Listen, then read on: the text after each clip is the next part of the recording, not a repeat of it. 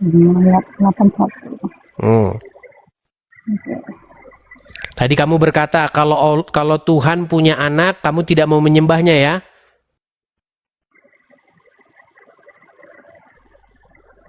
Oke. Apakah itu? Isinya, katakanlah, hai Muhammad, jika benar Tuhan yang Maha Pengasih mempunyai anak, akulah orang pertama yang menyembah itu. Tapi Oke, kenyataannya oke. Tuhan Sebentar. Tenang. Tadi saya tanya sama kamu, Risha.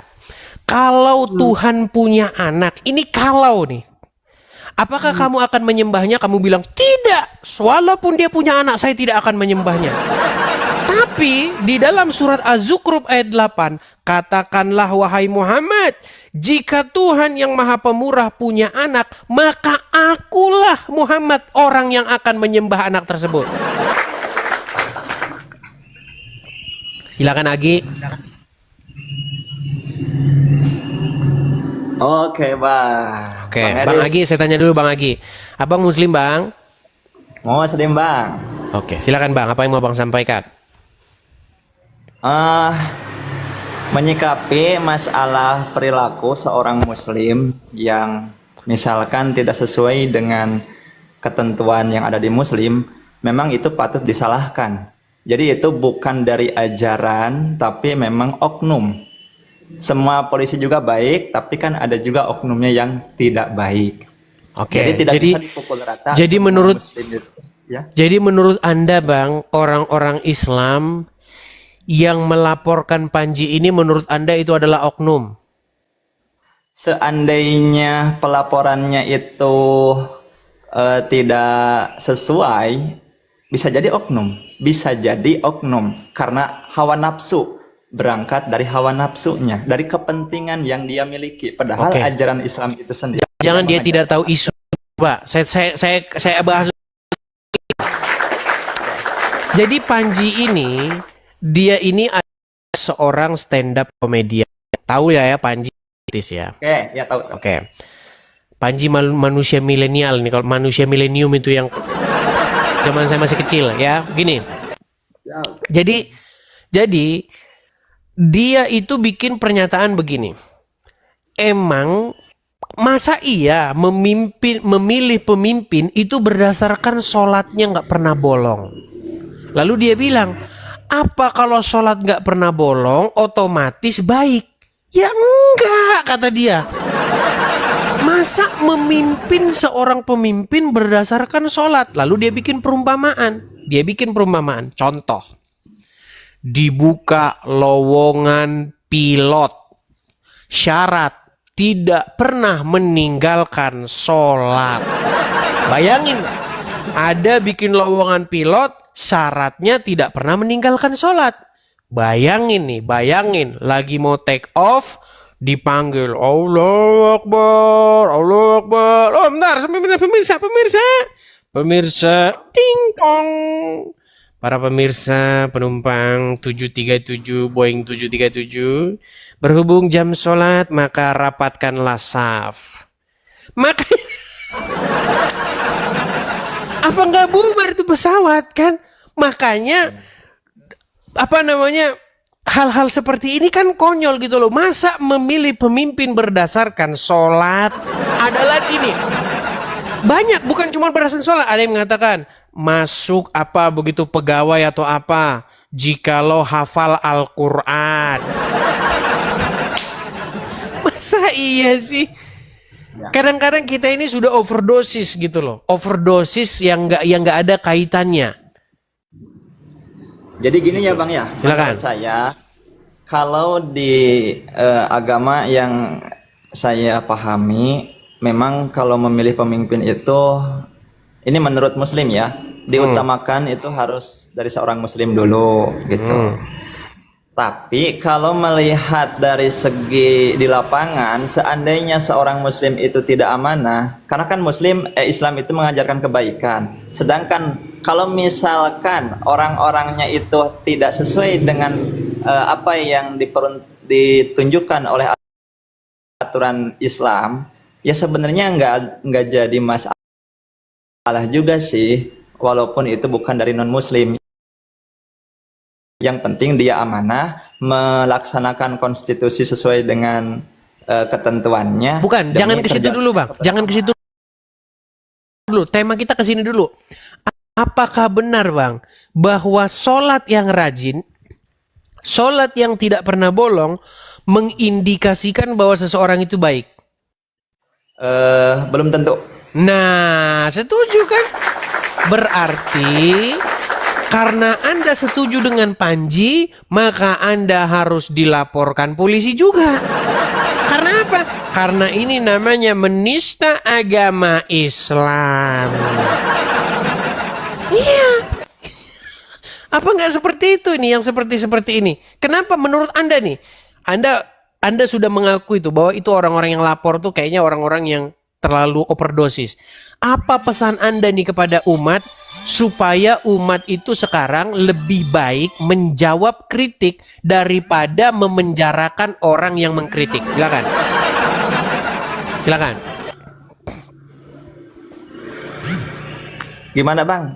Maaf Bang, barusan ini ada yang Apa petuah, apa nasihat Anda kepada orang-orang Islam yang sikit-sikit lapor polisi, dikritik lapor polisi, beda pendapat lapor polisi? Contoh kejadian yang kemarin, Trans TV atau Trans 7 itu rame-rame digeruduk oleh para santri, bahkan mereka bernyanyi, apa jadinya? Apa jadinya kalau misalnya santri-santri tidak ada? Harus dijawab, yang ada negara Indonesia maju. Itu yang ada. Jadi saran saya seharusnya dicari dulu dengan baik, dengan bijak, duduk permasalahannya itu ada di mana. Jangan terlalu mengedepankan emosi, kepentingan pribadi dulu. Jadi harus dicari akar permasalahannya di mana, dan kita juga harus istilahnya itu konsisten lah dengan kebenaran. Jadi jangan seakan-akan kalau non muslim itu pasti salah dan muslim pasti benar, itu kan belum tentu juga. Baik. Jadi harus dilihat dulu permasalahannya bagaimana, seperti apa, baru simpulkan. Gitu aja. Kalau begini Bang Agi. Baik Bang Agi. Pertama-tama Anda mengatakan bahwa orang yang rajin sholat, orang yang sholatnya tidak pernah bolong, Anda katakan belum tentu dia baik. Padahal di dalam Al-Quran, ayat itu mengatakan begini, sesungguhnya sholat itu adalah mencegah perbuatan. Berarti statement Anda bertentangan dengan Al-Quran. Karena Al-Quran berkata, jelaskan dulu ya. Sesungguhnya sholat itu mencegah perbuatan mungkar. Berarti otomatis kalau orang sholat terus, dia tidak akan melakukan perbuatan pusing lagi. Jadi silakan. Jadi gini. Sholat itu kan dilaksanakan dalam rangka mengingat Allah ya. As-sholatu tanha anil fahsya'i wal munkar itu, seandainya memang kalau orang melaksanakan sholat dengan benar, dan sholat itu sebenarnya kan mengingat Allah untuk berzikir, dan mengingat Allah itu tidak mesti di dalam sholat terus, harusnya di setiap dia napas menghembus, setiap dia melakukan semua pekerjaan itu selalu ingat kepada Allah. Maka kalau orang memang sholatnya sudah benar, pasti terjauh dari fahsya wal munkar. Nah, bisa jadi orang-orang yang sholatnya secara fisik, rutinitas, dijadikan rutinitas, sedangkan dia masih melakukan hal-hal yang fahsya dan munkar, maka sesungguhnya dia belum melaksanakan sholat yang sesungguhnya. Oke, jadi menurut Anda sholat yang sesungguhnya itu bukan gerakan-gerakan badan begini? Bukan.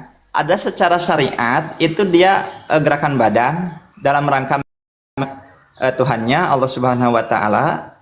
Tapi kan mengingat Allah itu bukan hanya saja di dalam sholat, harusnya di setiap dia bergerak, berperilaku, maka nanti akan menghadirkan perilaku-perilaku yang baik. Oke, berarti esensinya bukan pada gerakan. Esensinya secara syariat gerakan harus dikerjakan, tapi secara batinnya hatinya dia juga harus melaksanakan. Sehingga nanti berarti hanya omong kosong doang kalau begitu isinya. Sebentar, makanya saya bingung ini loh. Anda mengatakan sholat itu esensinya adalah untuk tidak melakukan perbuatan yang mungkar. Setuju? Iya. Ya, setuju. Lalu kalau sudah melakukan itu, sudah melakukan perbuatan yang tidak mungkar, apa gunanya gerakan-gerakan begini? Berarti sholatnya itu belum masuk ke dalam hatinya. Dalam artian sholatnya itu hanya gerakan yang memang gerakan itu secara syariat diharuskan, tapi secara kesadaran dia belum melakukan. Kadang kan ada orang yang lagi sholat itu misalkan mikirnya kemana gitu, ngelamun dan lain sebagainya, belum Ya, khusyuk. baik. Jadi ini yang saya bilang teman-teman, mereka ini teman-teman, ya memang agak sedikit sulit ya. Gini. Contoh. Saya itu sering ngeledekin ya, kata Rudi Iskariot katanya sandal pink yang misterius. Nah, di sini ada sandal pink misterius nih. Sering saya ledekin kalau misalnya dia lagi masak. Kalau lagi masak, oh itu harus begini, diaduk begini, terus agak ditabur-taburin begini, terus dikasih irisan begini, saya bilang begini, tetap aja juga masuk mulut juga acak-acakan. Kan kalau masuk mulut acak-acakan juga, masuk ke dalam perut juga, diaduk juga. Kenapa? Kan saya gini, kan biasanya koki-koki itu ya, orang-orang yang suka masak itu ya, ininya di sini. Oh, kurang pas ini. Anggurnya diputer lagi, anggurnya geser ke sini. Ribet amat sih. Tetap aja masuk ke perut kok, makan ke perut. Intinya begini, intinya adalah masuk ke mulut. Itu kan esensinya. Masuk ke mulut, masuk ke dalam perut, mengenyangkan. Mau dia bolak-balik, mau dibikin nasinya di kiri, bawangnya di kanan, nggak ada gunanya, sama aja masuk ke mulut. Kan itu esensinya. Nah sekarang, Ya, esensinya, sekarang begini. Kalau Anda mengatakan bahwasanya esensi daripada sholat itu adalah mencegah perbuatan mungkar, bagaimana esensinya itu adalah yang penting suatu keadaan di mana Anda tidak melakukan kejahatan-kejahatan, lalu apa gunanya gini-gini? Gunanya buat apa kalau begitu? Setidaknya kan dengan orang muslim melakukan rutinitas sembahyang itu diharapkan rutinitas itu bisa meresap ke dalam hatinya sehingga dari situ bisa menghadirkan atau memunculkan perilaku yang baik. Oke, coba apa yang Kalau meresap misalkan- apa yang meresap ke hati seseorang jika seseorang begini waktu sholat? Atau gini aja, gini. Apa yang meresap? Gini aja dah, gini. Ini apa nih namanya? Sodako bukan? Ya, sedekap. Oh, sedekap. Oke, sedekap. Apa yang meresap ke hati seseorang jika kan ada yang begini, ada yang di perut begini, betul toh? Aduh, saya kurang berdiri. Sebentar. Sodakop itu ada berapa versi, teman? Sebentar, saya balikin dulu ya. Sodakop Tergantung ada. madhab sih, ada yang Oke, tergantung dilurusin ke mazhab. bawah. Ada yang begini, betul nggak? Betul. Ada yang begini. Ya. Oke, betul. apa bedanya di begini sama di perut? Bedanya apa? Kalau begini lebih enak, kalau begini lebih tidak enak atau bagaimana? Coba jelasin sama saya. Coba. Kan gini ya, di dalam Islam itu juga ada yang disebut dengan madhab fikih yang mana bisa saja kayak gini, semua tata cara sholat itu diajarkan oleh Rasulullah. Karena di dalam qiraah membaca Al-Quran juga kan ada 7 qiraah, dan itu semuanya dibenarkan dalam kondisi yang pada waktu itu diajarkan, gitu kan. Berikut fikih sholat juga seperti itu. Jadi intinya gini lah, kehusuan itu adalah kesadaran.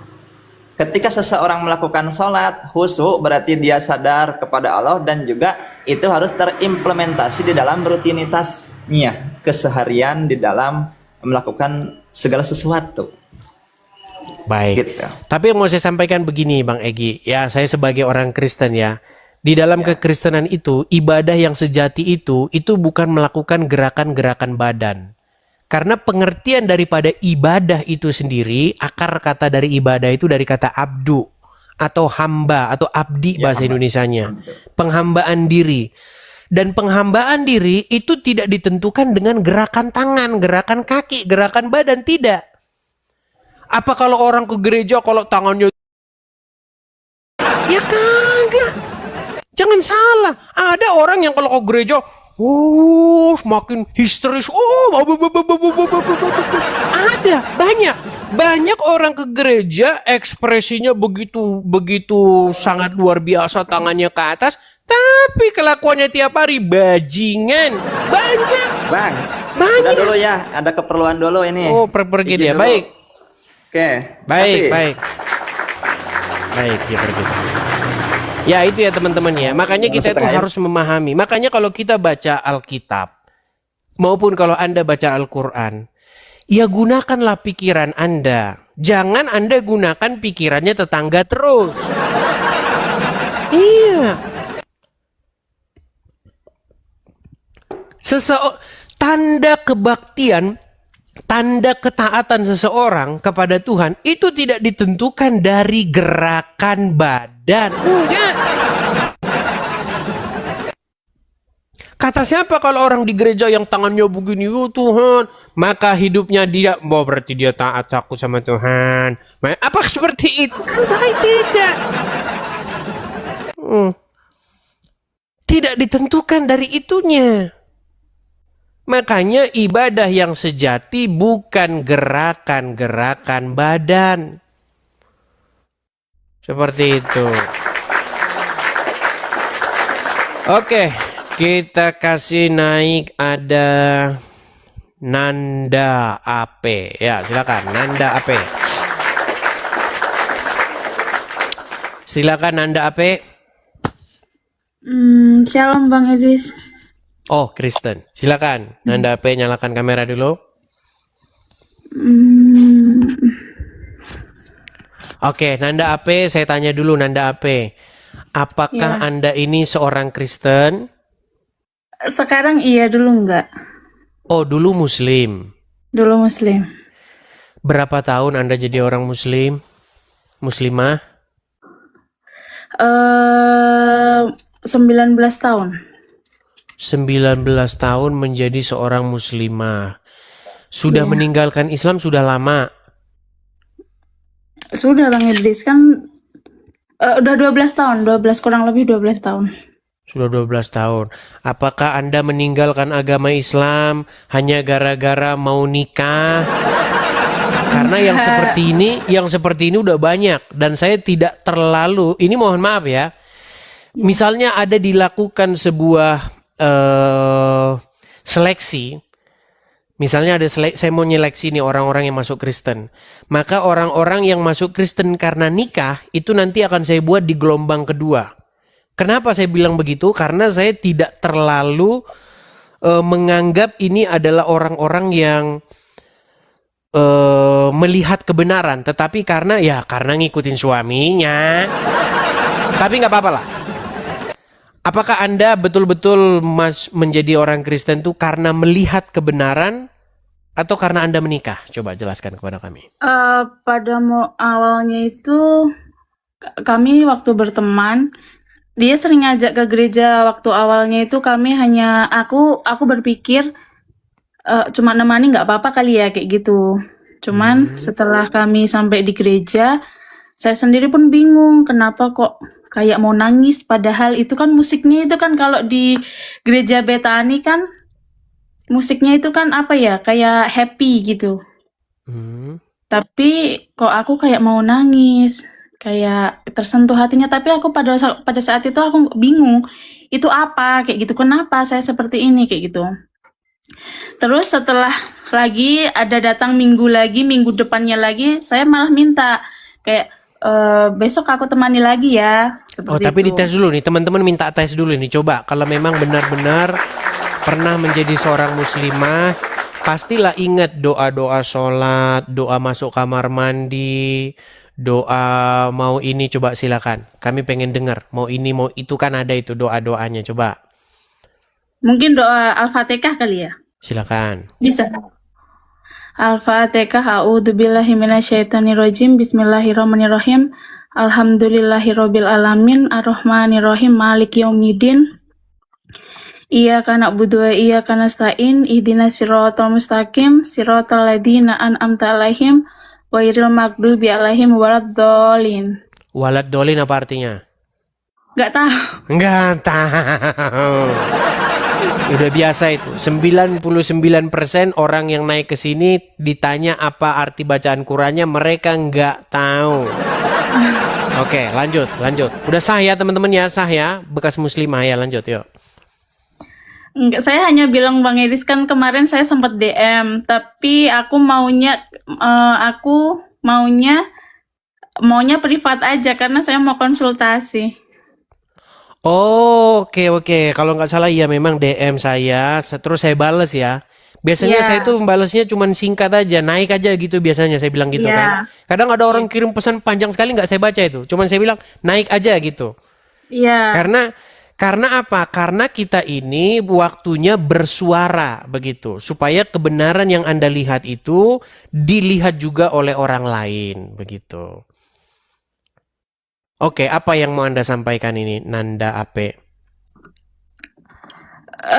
Nggak ada sih Bang, cuman mau itu aja, cuma mau menyampaikan karena Bang Edis kemarin bilang naik aja, karena sudah terbaca sama Bang Edis.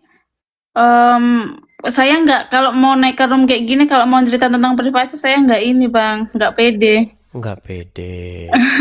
Tetapi bukankah di dalam Alkitab dikatakan tidak ada seseorang yang menyalakan pelita lalu menaruhnya di bawah tempat tidur. Tetapi pelita itu harus ditaruh di atas. Supaya apa? Supaya pelita itu menerangi semua tempat. Nah, itu berbicara mengenai kebenaran itu jangan ditaruh di dalam di bawah kolong begitu. Tetapi kebenaran itu harus disiarkan, dipancarkan dari atas-atas gunung dan atas-atas bukit. Supaya apa? Supaya banyak orang mendengar begitu. Tetapi kalau Nanda Ape tidak tidak nyaman, mungkin boleh mempersiapkan diri lagi di lain kesempatan. Begitu. Saya juga nggak mau memaksakan. Oke Bang. Yang jelas sudah berbagi cerita bahwa sudah meninggalkan agama Islam ya, walaupun backgroundnya itu ada gara-gara nikah juga ya. Iya Bang. Oke. Hanya itu saja, atau ada lagi yang mau disampaikan? Tidak ada Bang Edis. Oke, hanya itu saja ya Kak Nanda ya. Terima kasih Kak Nanda. Selamat siang, Tuhan Yesus selamat berkati siang. ya. Ya teman-teman, saya mohon maaf ya kalau saya memang menaruh orang-orang yang pindah agama gara-gara nikah itu di kloter kedua. Begitu. Saya pengen itu menyaring orang-orang yang memang benar-benar dia masuk Kristen tuh karena dia belajar begitu. Seperti itu, bukan karena pernikahan ya, seperti itu. Karena kalau pernikahan nanti sama kayak bekas istrinya Sule. Siapa itu? Yang DJ yang katanya disawer anggota dewan itu loh. Siapa namanya? Aduh, siapa? Yang dia masuk Islam, mualaf. Terus habis Natali, ya kan? Dia kan mualaf tuh. Orang Muslim seneng aja, woi mualaf. Semoga Natali menerima kebenaran Islam karena dia ternyata DJ bro. Itulah makanya karena kamu seneng orang mualaf doang, nggak menyeleksi, bukan karena dia mikir. Saya itu adil loh teman-teman, saya adil. Saya nggak mau kita ini jangan berstandar ganda. Orang kalau mualaf, jangan mualaf tuh ya karena nikah. Mualaf karena dia melihat kebenaran agama Islam. Apakah Natali dia melihat kebenaran agama Islam atau karena melihat duit? Coba. Ya muslim nih. Kalian harus udah waktunya berpikir nih. Room saya ini room yang paling objektif. Ya. Bahkan saya juga sering mengeluarkan pernyataan-pernyataan yang kontroversial. Karena apa? Karena memang kalau benar ya saya bilang begitu. Seperti itu, ya. Ya, silakan. Iya, waktu baru nikah sama Sule. Alhamdulillah sudah pakai hijab.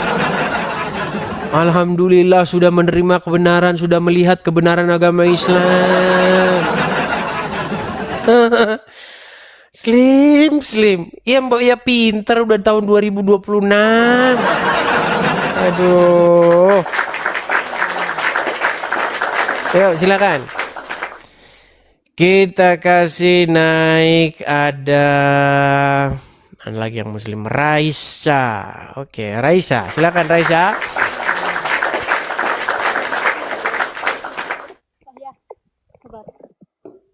Selamat siang Raisa. Ya. Ya, muslimah. Suaramu putus-putus nih, tidak kedengeran. Halo, dengar nggak? Oke, sekarang mantap. Sekarang kedengeran. Ya, silakan. Mari berdiskusi dengan baik, mari berdebat dengan baik. Berdiskusi bukan ajang caci maki, berdebat bukan ajang saling hujat. Silakan, nyalakan kamera Anda. Mari, sampaikan apa yang mau Anda utarakan. Silakan. Assalamualaikum. Anda mengucapkan assalamualaikum kepada saya. Tidak boleh Islam mengucapkan assalamualaikum kepada non-muslim.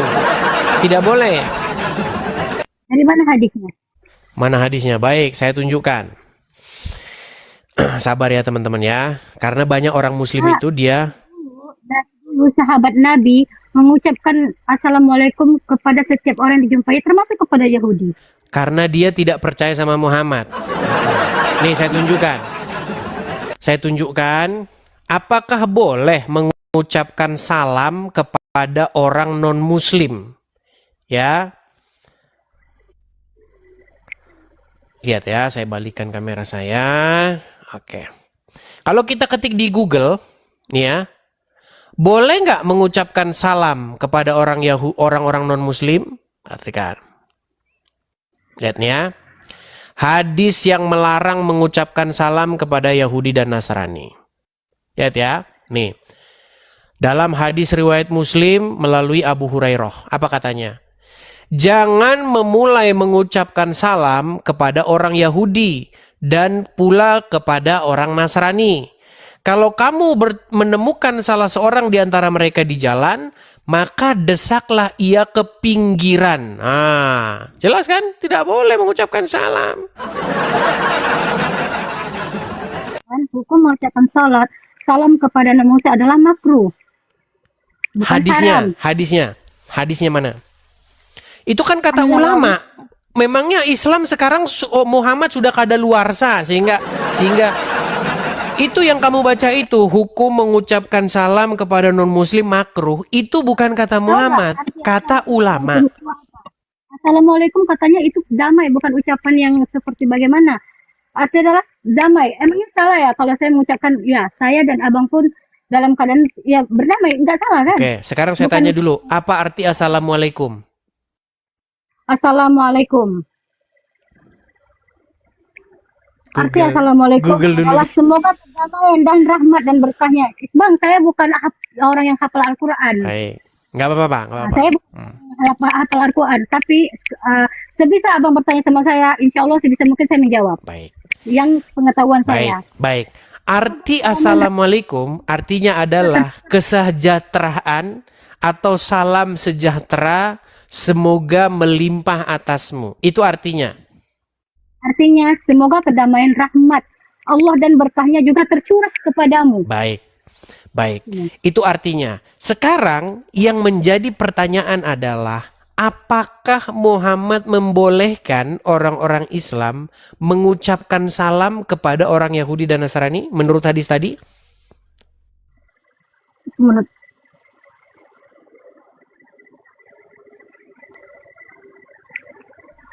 Google saya lagi.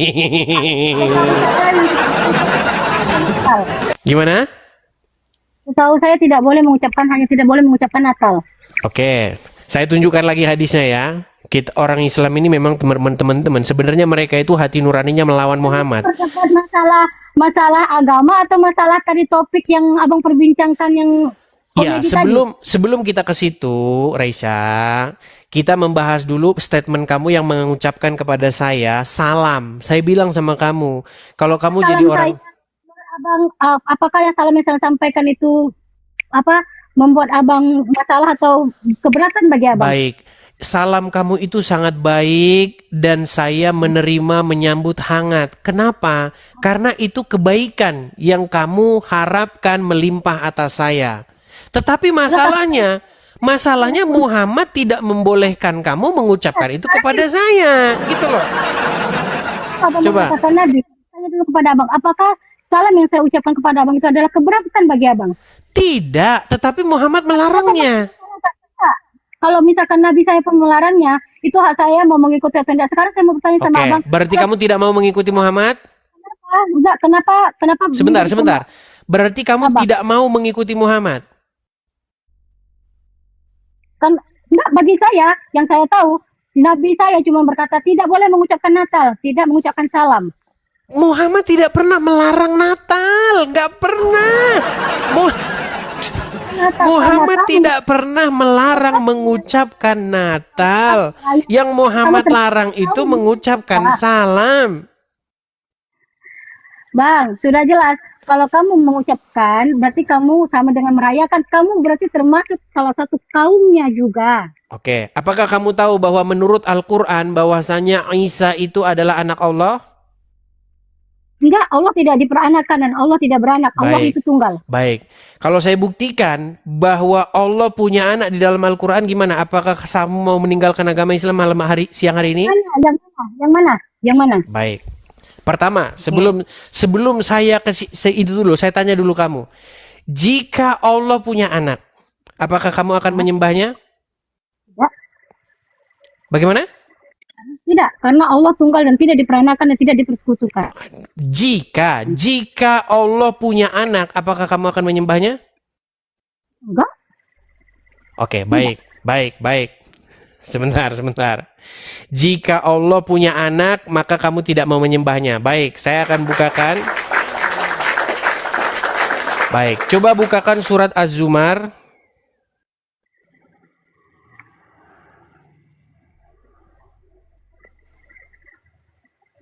Az-Zumar. Surat Az-Zumar ayat yang keempat. 4. Az-Zumar ayat 4.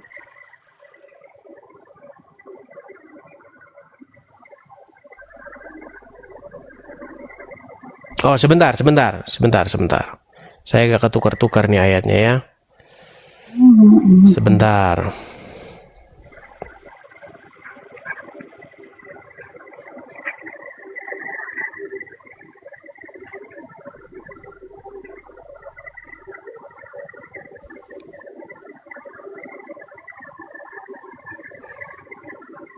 Sabar ya. Saya tidak hafal nih teman-teman ayat-ayatnya.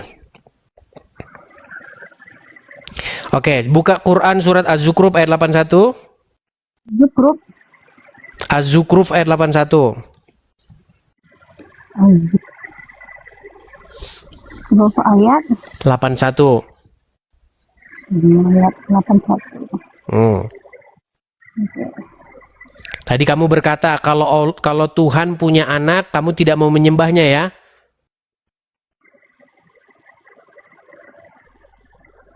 Oke. Apakah itu? Isinya, katakanlah, hai Muhammad, jika benar Tuhan yang Maha Pengasih mempunyai anak, akulah orang pertama yang menyembah itu. Oke. Sebentar. Tenang. Tadi saya tanya sama kamu, Risha. Kalau Tuhan punya anak, ini kalau nih.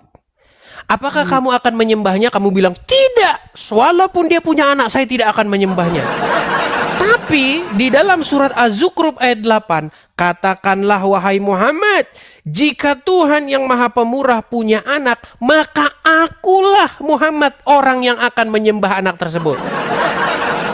Berarti kalau Allah punya anak, kalau Tuhan punya anak, maka kamu harus menyembah anak tersebut seperti Muhammad menyembahnya. Setuju? Tidak setuju, karena di sini tertulis jika benar ya, akulah yang menyembah. Berarti tidak Ini ada. berat ini teman-teman, ini berat. Risa, coba dengerin. Jika benar Tuhan pencipta alam, Tuhan yang Maha Pemurah punya anak, maka kamu akan menyembahnya nggak sesuai ayat Quran ini? Bang, Coba kamu baca dulu. Aduh, kurang bagaimana. Coba Risa, coba kamu baca pelan-pelan biar kami dengar. katakanlah, hai Muhammad, jika benar Tuhan yang Maha Pengasih mempunyai anak, maka akulah yang menyembah. Ibaratkan sebagai ini contoh kecilnya Bang ya. Ibaratkan jika memang itu terjadi, maka akulah yang pertama kali. Oke, berarti kalau benar Tuhan pemurah punya anak, Muhammad akan menyembahnya nggak? Iya, tapi kenyataannya tidak. Makanya Nabi Muhammad tidak menyembah. Jangan dulu ke situ. Saya bilang kan jika, aduh. Jika kalau benar punya anak, maka Muhammad akan menyembah anak tersebut. Setuju? Nah, maka kamu sebagai seorang muslimah, pengikut Muhammad, kalau betul Tuhan yang Maha Pemurah punya anak, kamu juga akan ikut-ikutan Muhammad menyembah anak tersebut. Setuju? Ya, setuju. Nah, Tapi kenyataannya kan tidak. gitu dong. Baik, sekarang buka surat Az-Zumar ayat keempat. Coba. Sekarang abang, saya sudah jawab pertanyaan abang tadi. Sekarang saya mau bertanya sama abang. Sebentar, bagaimana saya ayat ini? buktikan dulu Risa, bahwasanya Tuhan di dalam Al-Quran punya anak. Saya akan tunjukkan. Buka sebentar.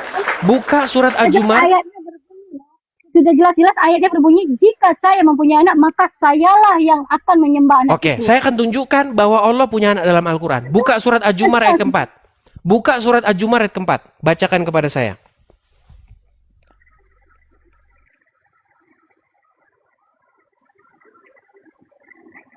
Nah, oke. Kalau sekiranya Allah hendak mengambil anak, tentu dia akan memilih apa yang dikehendakinya di antara ciptaan-ciptaan yang telah diciptaannya. Oke. Kalau Allah ingin memilih anak, apa yang akan dia lakukan? Dia akan memilih apa yang dikehendakinya. Oke, dia akan memilih. Saya akan tunjukkan bahwa Allah telah memilih untuk mengambil anak. Saya akan tunjukkan. Saya tanya sama kamu, siapa yang telah memilih Maryam di dalam Al-Quran? Berarti anak Maryam dan bukan anak Tuhan. Sebentar, makanya siapa yang memilih Maryam menurut Al-Quran? Allah atau Udin? Allah Subhanahu wa Ta'ala. Untuk apa dia memilih Maryam? Untuk memilih karena Maryam itu Iya, adalah wanita untuk yang apa dia dipilih? Dalam rangka apa Allah memilih Maryam? A, untuk melahirkan anak. B, sebentar. Dalam rangka apa Allah memilih Maryam? A, untuk melahirkan anak yang dipilih oleh Allah. B, untuk jualan bakso. Yang mana menurut Al-Quran? melahirkan Nabi Isa. Oke, untuk melahirkan Isa. Setuju? Isa itu anak dari siapa? Anak yang datang dari siapa? A, dari Allah. B, dari Udin. Coba. Dari siapa? Dari siapa? Yang dilahirkan Maryam. Iya, dari siapa datangnya anak tersebut? Dari Maryam. Maryam yang bikin.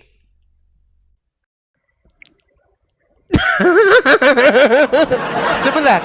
Apakah Maryam yang membuat Isa ada di perutnya? Siapa yang bikin? Yang bikin? Iya semuanya. Kalau abang berkata gini bang ya, kalau misalkan ya, berat ini saudara. lebih Rica, Nabi Adam Rica, lagi bang. mohon maaf nih Rica, Rica, kalau saya menyebabkan kamu hamil, maka saya disebut apa oleh anak tersebut? A, bapak, B, paman, C, tetangga. Bang, sekarang kayak gini.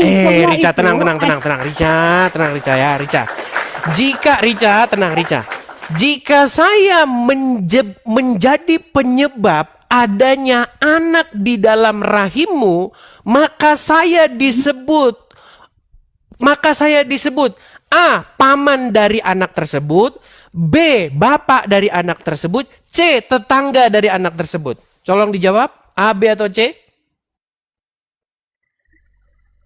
Bang, aku nggak ngerti loh bang bahasa statement yang abang buat Sulit ini. Gini. Siapa yang menyebabkan Maria mengandung? Tidak A, Allah, B, Udin. Sebentar. Siapa yang menyebabkan Allah mengandung? A, Allah, B, Udin. Allah Allah. Oke. menitipkan roh itu. Oke, Bukan berarti Allah Allah yang menitipkan menyebabkan rahim Maryam itu mengandung. kepada. Berarti Allah yang menyebabkan Maryam hamil. Katakan kayak gini, abang bisa mengatakan, Sulit, sulit, Allah yang sulit, saudara-saudara. Risha, tenang. Risha, enggak, abang bisa mengatakan Maryam hamil disebabkan oleh Allah. Abang sudah ada hadis yang menunjukkan bahwa Allah itu laki-laki. sebentar. Siapa yang menyebabkan Maryam hamil? Allah, Maryam tidak hamil disebabkan siapa-siapa. Dia tidak ada. Berarti Maryam hamil sendiri. Berarti Maryam hamil sendiri. Bukan Allah, bukan Allah yang membuat Maryam hamil. Allah menitipkan hadis yang Baik, baik. Kita lihat. Oke, buka surat Maryam, buka Quran surat Maryam ayat yang ke-17. Nah kan?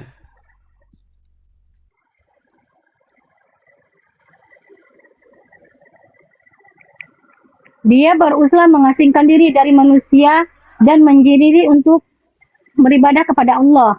18.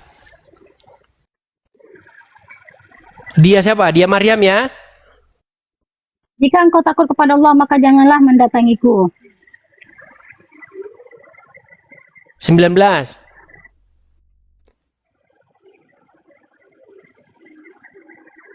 Jibril AS berkata, aku bukanlah manusia, namun aku adalah orang utusanmu. Dia mengutus untuk menyampaikan anugerah kepadamu, anak laki-laki yang baik dan suci. Oke, Berarti yang datang 20-nya. Jibril, ya. Oke, 20-nya. Bagaimana mungkin aku punya anak? Betul.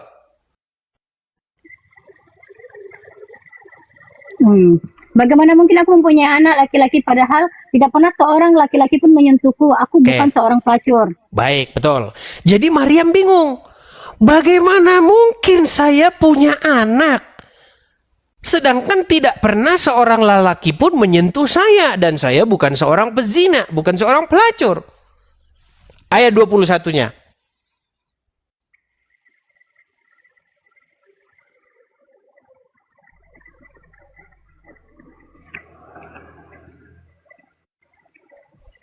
Jibril berkata, demikianlah Tuhanmu berfirman, hal itu sangat mudah bagiku agar kami menjadikan sebagian tanda kebesaranku bagi manusia rahmat dari Oke, kami. berarti siapa yang menyebabkan Maryam mengandung? Itu kan suatu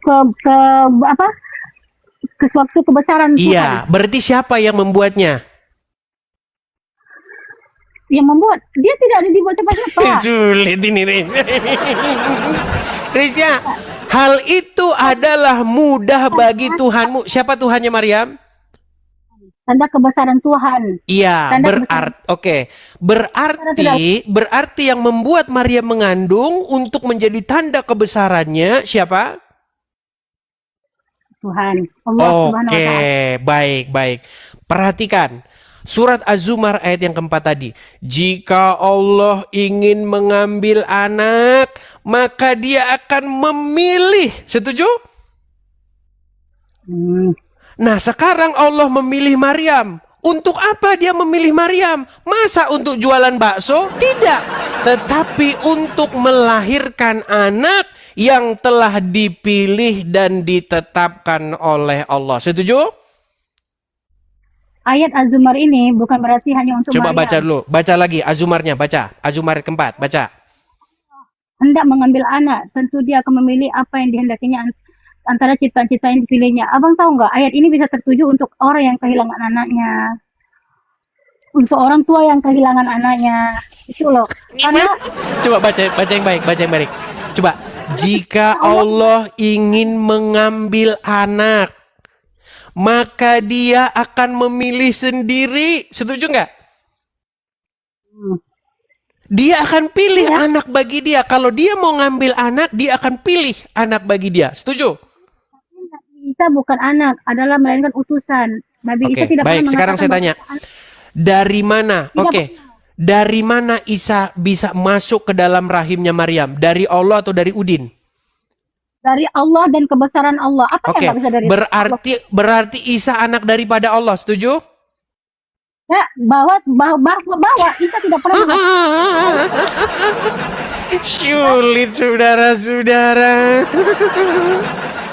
Risya, Itu Risya, Isa anak yang datang daripada Allah atau Isa anak yang datang daripada Udin? Sekarang saya tanya. Di dalam surat Maryam ayat yang ke-17 itu dikatakan innama ana rasulu li ahaba laki gulaman zakian.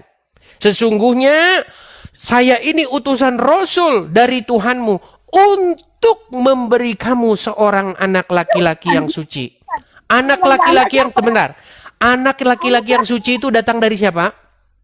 jelas dia mengatakan saya utusan, bukan anak Tuhan. Iya. Itu bukan Isa yang berkata, itu Jibril yang berkata. Ketika Rohana, coba baca dari ayat 16-nya coba. Maryam 16, coba baca. Isa tidak pernah mengatakan bahwa dia anak Tuhan. Coba baca surat Maryam ayat 16, baca dulu. Katakanlah Nabi Muhammad kisah Maryam dalam kitab Al-Quran, yaitu ketika dia mengasingkan diri keluarganya ke suatu tempat di sebelah timur. Oke, ayat 17-nya. Lalu kami mengutus ruh kami, betul? Enggak, ayat 17 dia Coba ayat 16-nya mengasingkan baca diri. sampai selesai dulu.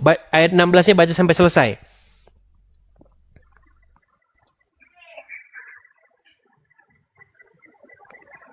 Ceritakan Nabi Muhammad kisah Maryam di dalam kitab Al-Quran, yaitu ketika dia mengasingkan diri keluarganya ke suatu tempat di sebelah timur Baitul Maqdis. Ada ayat 16 itu. 17.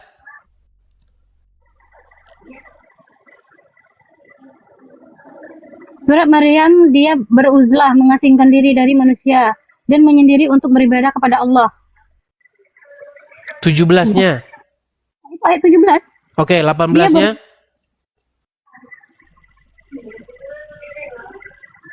Maryam terperanjat dan takut sebab melihat jelmaan Ibril. Dia berkata, sesungguhnya aku berlindung kepada Allah yang maha pemurah daripadamu. Jika kamu seorang bertakwa kepada Allah, maka jauhkanlah diriku karena aku sudah memohon perlindungan. Oke. Berarti ada seseorang yang datang kepada Maryam, betul? Oke, apa kata orang tersebut yang datang betul, kepada Mam. Maryam tersebut? Apa omongan dia? Dia akan menitipkan roh janin ke dalam rahim Maryam. Oke, baiklah. Walaupun itu katamu sendiri, tapi dalam Al-Quran berkata begini, sesungguhnya saya ini, Dia adalah salah satu kebesaran kami. ya, sesungguhnya saya ini adalah utusan Allah kepadamu untuk memberi kamu seorang anak laki-laki yang suci. Betul? Dan salah satu bentuk Oke, kebesaran kami. anak laki-laki yang suci itu datangnya dari Udin atau dari Allah? Dari Maryam, dan Allah yang memberi anak itu. Oke, datangnya dari siapa? Datangnya dari Allah. Datangnya yang dari dilahirkan oleh Allah. Maryam. Berarti Isa adalah anak yang dari Allah. Setuju? Anak dari Maryam. Sulit ini, sulit. Maryam itu hanya tempat untuk melahirkan sosok Isa. Isa itu gini loh. Isa gini, apakah Maryam berhubungan badan? Sebentar. Apakah Maryam berhubungan badan dengan laki-laki? Tidak.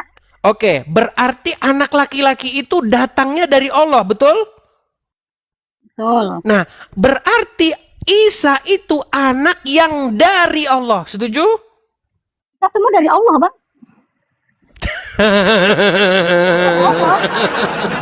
Isa dulu. Jangan kita semua. Ini Isa, dengar. Isa adalah seorang anak yang datang dari Allah, dimasukkan ke dalam rahim Maryam. Setuju? Enggak, dari Maryam. Anak Isa adalah anak dari Maryam. Berarti Maryam kawin. Tidak, Maryam tidak tahu. Sulit ini berat. Isa anak Risya, saya cuma mau bilang sama kamu begini, Risya. Saya ini Enggak, Saya mau harus nengok, Bang. mengembalikan kamu ke dalam surat Az-Zukhruf. Yesus mengatakan bahwa dia anak Tuhan, dia mengklaim diri dia anak Tuhan. Saya mau tengok Itu loh, hadisnya ada nggak? Al-Quranmu tadi sudah bilang, Risha, bahwasanya Isa itu adalah anak yang daripada Allah. Anak dari Allah disebut Isa bin Allah, Isa anak Allah. Gimana sih? Hadisnya yang mengatakan mengklaim Isa adalah anak saya, tapi saya mau tanya sama Bang. Risha, saya tanya sama kamu. Betul Anak tidak Allah. Risha? Betul tidak kamu adalah anak dari bapakmu? Betul atau tidak? Betul. Betul. Anak yang dapat Allah. Berarti Risha, taruhlah nama bapakmu misalnya Usman. Anggap nama bapakmu Usman. Berarti Risha binti Usman. Setuju? Oke. Isa adalah anak yang datang dari Allah, dititipkan atau ditiupkan ke dalam rahimnya Maryam. Itu tadi yang kamu katakan. Setuju? Oke, berarti Isa adalah anak yang daripada Allah. Setuju? Anak yang dititip Iya, dari siapa dia? Datangnya dari siapa? Dari Allah atau dari Udin? Bang, kita semua makhluk hidup ini dari Allah, Bang. Jangan semua dulu, Isa dulu. Jangan semuanya, Isa dulu. Isa datangnya dari siapa? Dari Allah dititip. Oke. Dari Allah. Oke. Isa datangnya dari Allah. Kalau kamu dikatakan Risha datangnya dari Usman, berarti Risha anak daripada Usman. Berarti Risha binti Usman. Berarti Isa bin siapa? Bin bapak saya. Isa. Isa tidak ada bin. Karena apa? Sulit ini saudara-saudara, sulit. Oke lah, Risha, saya nggak mau memaksakan. Gini, saya cuma mau bilang sama kamu begini. Risha. Bang. Oke, di agama mungkin seperti ini ya. Saya tanya, di ayat mana bahwa Yesus pernah mengklaim bahwa dia anak Tuhan? Injil ayat berapa? Baik. Kamu ingin berkata di mana Yesus berkata bahwasanya dia adalah anak Tuhan. Baik. Jadi ada sebuah diskusi yang sangat penting. Ini saya sebut sebagai siapa Yesus, kata Yesus. Baik. Sekarang berdasarkan agama, Bang, Injil kita, berdasarkan kitab. Baik. Jadi teman-teman, banyak orang Muslim bertanya kepada Kristen, Yesus itu siapa? Jadi jawabannya, siapa Yesus, kata Yesus sendiri. Perhatikan.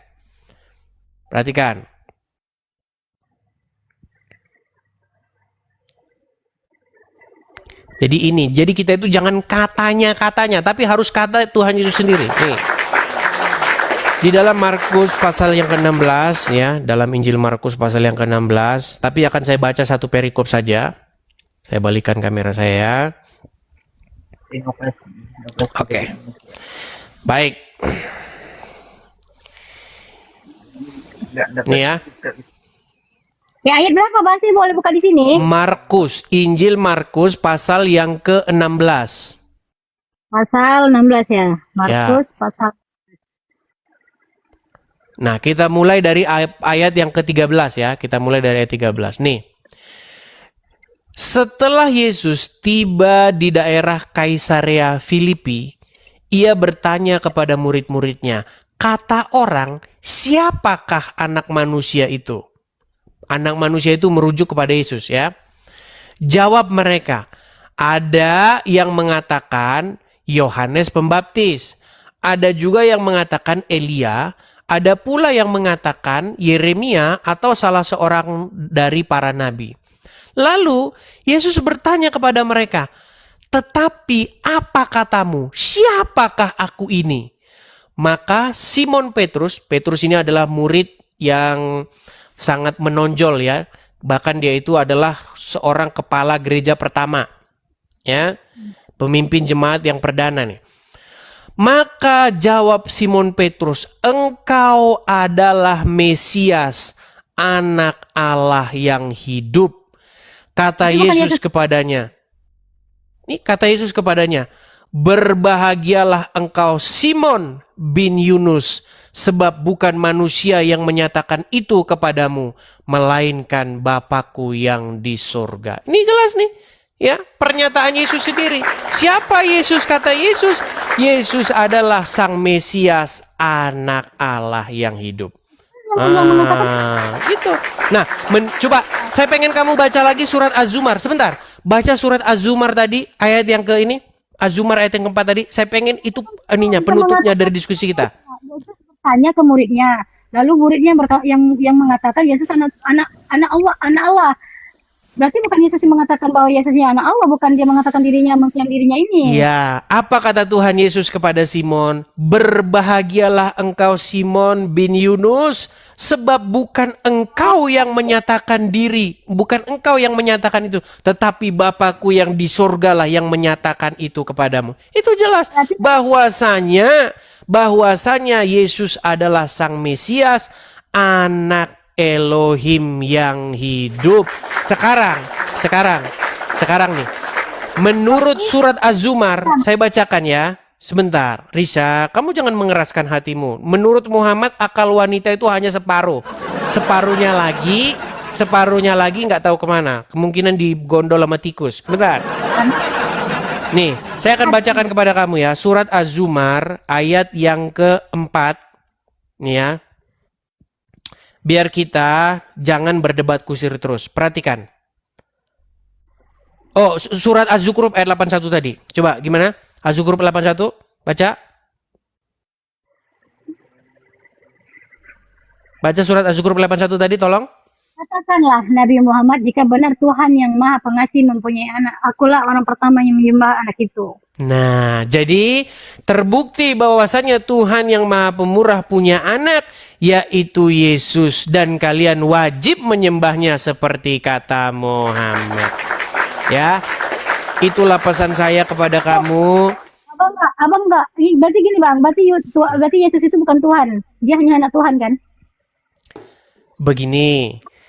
Apa sih pengertian Tuhan itu? Tuhan itu kan Tuan. Tuhan sama Tuan itu kata yang sama, yaitu sesuatu yang kepadanya kita menundukkan diri, menaklukkan diri untuk mengikuti apapun katanya. Contoh, Risa, kalau kamu taat, takluk, tunduk, patuh, mengikuti iblis, menurut Al-Quran, maka iblis itulah yang menjadi Tuhanmu, yang menjadi tuanmu. Kenapa? Karena kamu menyerahkan ketaklukan dan ketundukanmu kepada sang iblis.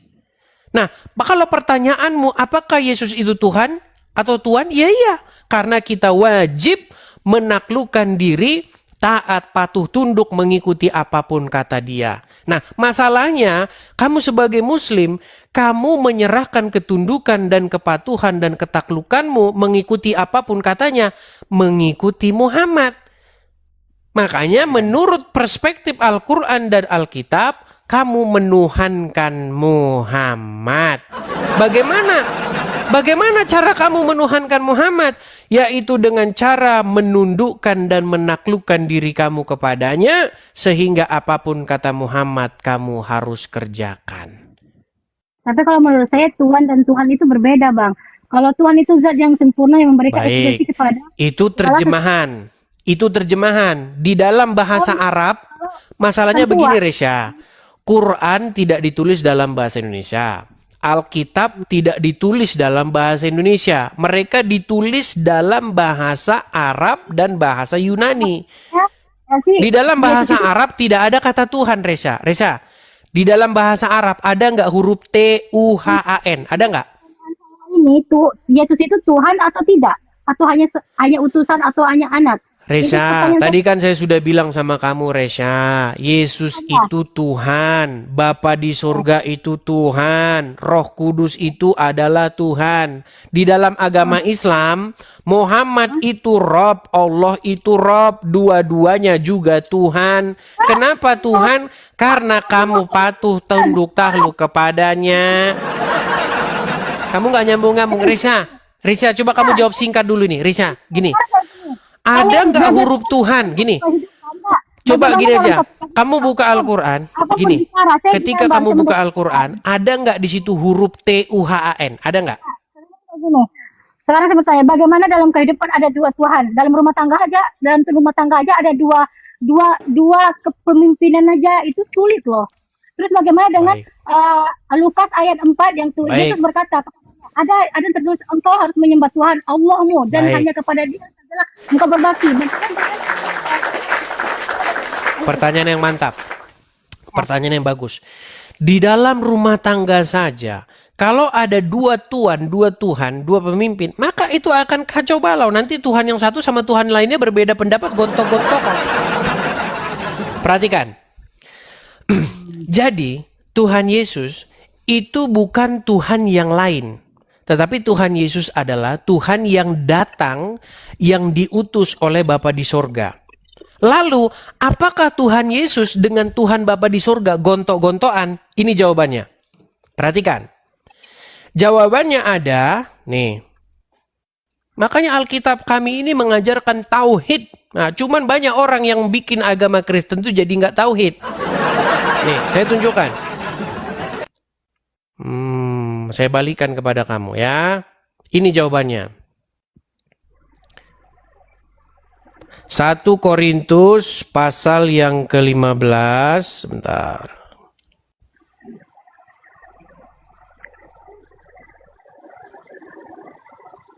Berarti kalau Isa itu utusan, Bang, berarti betul yang dikatakan Islam bahwa Isa itu hanya utusan, bukan anak Tuhan.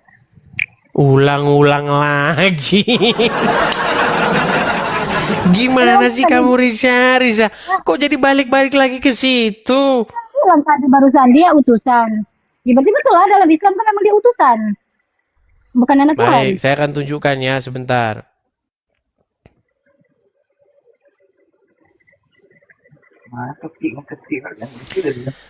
Nih ya. Saya akan bacakan di dalam 1 Korintus pasal yang ke-15. Teman-teman bisa bantu saya, kadang-kadang saya kalau nginget ayat ini agak sedikit lupa loh ya. Terus ayat berapa, Bang? Sebentar. Sabar. Sesuatu kaki, bentar ya. Oke, 1 Korintus pasal yang 15 ayat 27 ya. Nih. Korintus pasal 1 Korintus 15 ayat 27. Korintus 15 ayat 27. 15 ayat 27. Nih, apakah Yesus Tuhan, Bapa Tuhan, maka akan gontok-gontokan seperti katamu? Enggak. Nih, saya balikan ya. Nih, perhatikan. Ya. Nih. Saya akan baca ayat sebelumnya ya. Nih, saya akan baca ayat sebelumnya biar kita nggak kehilangan konteks. Intinya itu di 27. Tapi kita mulai dari ayat yang ke-25. Karena ia harus memegang pemerintahan sebagai raja. Ia di sini Yesus ya. Karena ia Yesus harus memegang pemerintahan sebagai raja sampai Allah meletakkan semua musuhnya Yesus di bawah kakinya Yesus. Musuh yang terakhir yang dibinasakan adalah maut atau kematian. Jadi musuhnya manusia itu yang terakhir itu adalah kematian dan itu sudah dikalahkan oleh Yesus. Perhatikan. Sebab segala sesuatu telah ditaklukkan Bapa di bawah kakinya, kaki Yesus. Tetapi kalau dikatakan bahwa segala sesuatu telah ditaklukkan, maka teranglah bahwa ia sendiri yang telah menaklukkan segala sesuatu di bawah kaki Kristus itu tidak termasuk di dalamnya. Jadi maksudnya begini, segala sesuatu itu harus ditaklukkan, ditundukkan kepada Yesus. Supaya apa? Supaya dengan perantaraan Yesus, semua makhluk di bumi ini bertekuk lutut. Maka ketika semua itu sudah terjadi, maka Yesus akan membawa semua manusia yang telah ditaklukkannya itu kepada Bapa di sorga. Makanya Yesus itu adalah Tuhan untuk kemuliaan Allah. Begitu. Jadi Yesus dan Bapa di sorga nggak gontok-gontokan. Justru Yesus melakukan kehendak Bapa di sorga. Yang gontok-gontokan itu Allah sama Muhammad. Allah bilang di dalam Al-Quran, ya ayyuhallazina amanu, wahai orang-orang yang beriman, ucapkanlah perkataan yang benar. Muhammad ngomong, boleh bohong. Ah, gontok-gontokan. Jadi pertanyaan saya di ayat Korintus ini, apa yang ditaklukkan? Sementara Segala ketika sesuatu ditaklukkan di bawah kaki Yesus. kenapa ketika dia disalib sama Yahudi, kenapa dia tak bisa menaklukkan Yahudi itu? Bagaimana? Loh, dia menaklukkan itu dengan cara bangkit mengalahkan maut. Gimana? Apa yang dimengalahkan maut? Bukannya mati itu. Baik, Kematian itu sekarang begini. kesalahan. Baik, sekarang kita harus gunakan bahasa-bahasa sederhana. Perhatikan. Kalau orang mati, misalnya Muhammad mati. Sampai sekarang dia masih mati, masih meninggal. Setuju? Iya. Oke. Yang menang kematian. Sekarang Muhammad meninggal kan?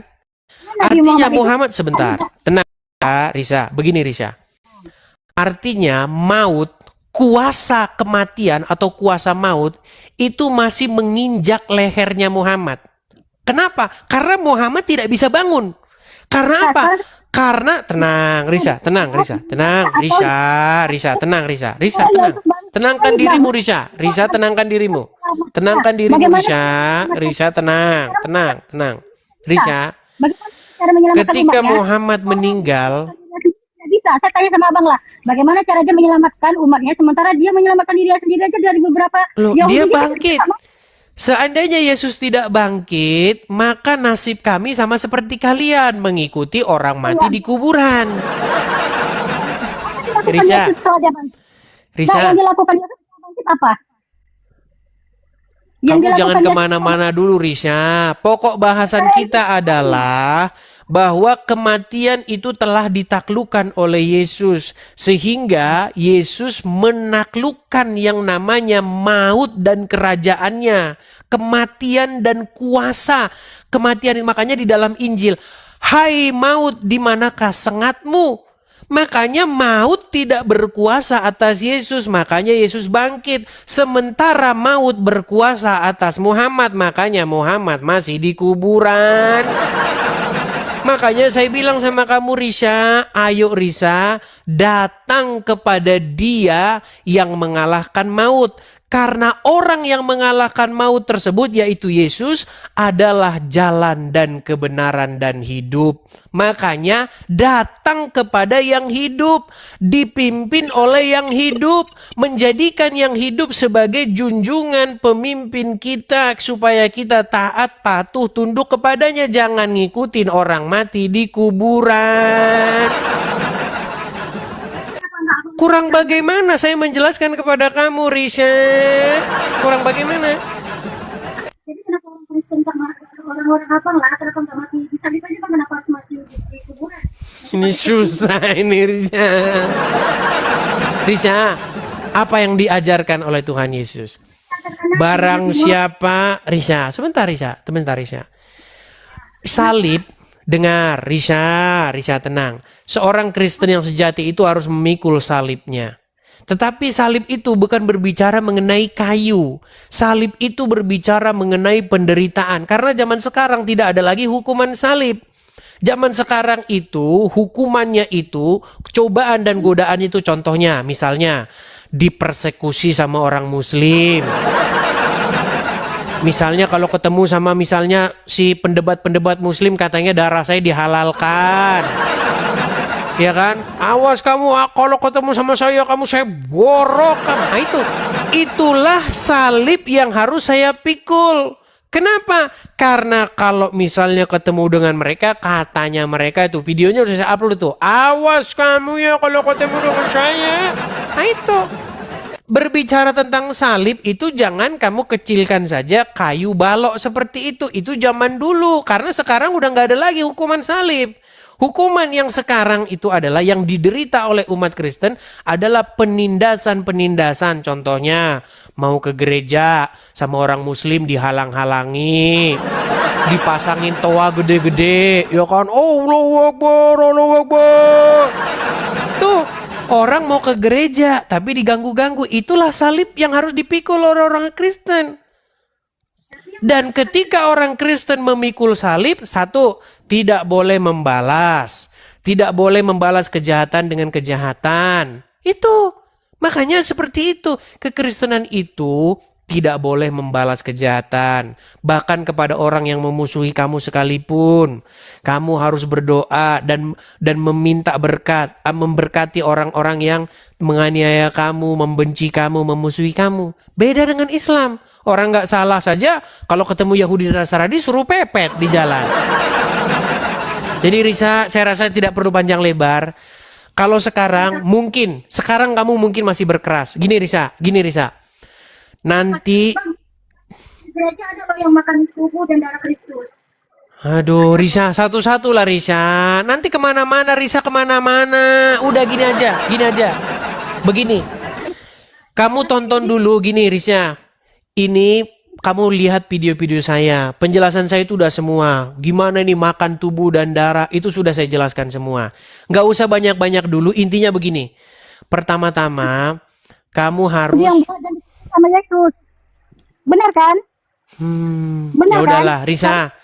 Saya rasa jangan banyak-banyak dulu. Nanti kamu banyak melawannya. Saya sarankan kepada kamu banyak belajarnya dulu sajalah ketimbang melawannya, oke?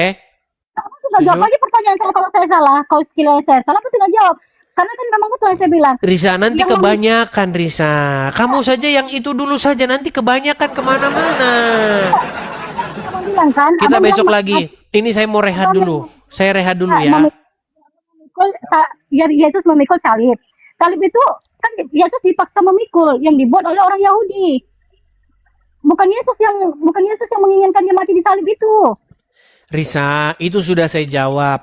Siapa yang menginginkan supaya Yesus disalib? Siapa yang menginginkan supaya Yesus ditelanjangi, dibunuh, digebukin seperti itu? Siapa yang menginginkan? Diarak seperti itu. Diarak di tengah-tengah masyarakat. Dibawa di bukit, di kayu, dipancung, digantung di sana di atas kayu salib. Siapa yang menginginkan itu? Banyak orang Kristen katanya yang menginginkan itu Bapa di sorga. Katanya. Begini. Itu kemarin itu kontroversial itu. Itu statement saya yang sangat kontroversial di 2025. Begini. Keinginan untuk menyalibkan Yesus, keinginan untuk membunuh Yesus, keinginan untuk mempermalukan Yesus, mengarak dia di tengah jalan, di pasar, di ini, itu adalah keinginan daripada si jahat. Tetapi apakah Yesus membalasnya? Tidak. Bahkan di atas kayu salib dia berdoa, "Ya Bapa, ampunilah mereka karena mereka tidak tahu apa yang mereka perbuat." Ya Bang tadi dia Tuhan. Kenapa tak dia aja membuat orang itu tobat atau turun ke Tuhan, sana? ketika kamu mengatakan Tuhan itu, apakah itu Bapa di sorga? Kalau ketika kamu mengatakan Tuhan, di dalam pikiranmu Bapa di sorga, saya setuju dengan kamu bahwa Yesus bukan Bapa di sorga. Kalau kamu tenang, ketika kamu mengatakan Tuhan, kata Tuhan itu kamu maksud adalah Bapa di sorga, saya setuju dengan kamu bahwa Yesus bukan Tuhan di situ. Maksudnya Tuhan Bapa di sorga. Masalahnya banyak orang tidak tahu Tuhan itu apa. Tuhan itu adalah title, gelar. Itu bisa disematkan kepada siapapun. Kalau kamu takluk tunduk kepada iblis, maka iblis itu jadi Tuhanmu. Itu ada loh ayat di dalam Al-Quran. Apakah Isa itu tidak pernah mengaku bahwa dirinya Tuhan. Dia hanya utusan. tidak pernah mengaku dirinya Tuhan, maksudnya tidak pernah mengaku bahwa dirinya Bapa di surga, betul? Saya setuju dengan kamu itu. Ya, dia Tuhan gitu. Berarti yang benar dong yang saya bilang tadi.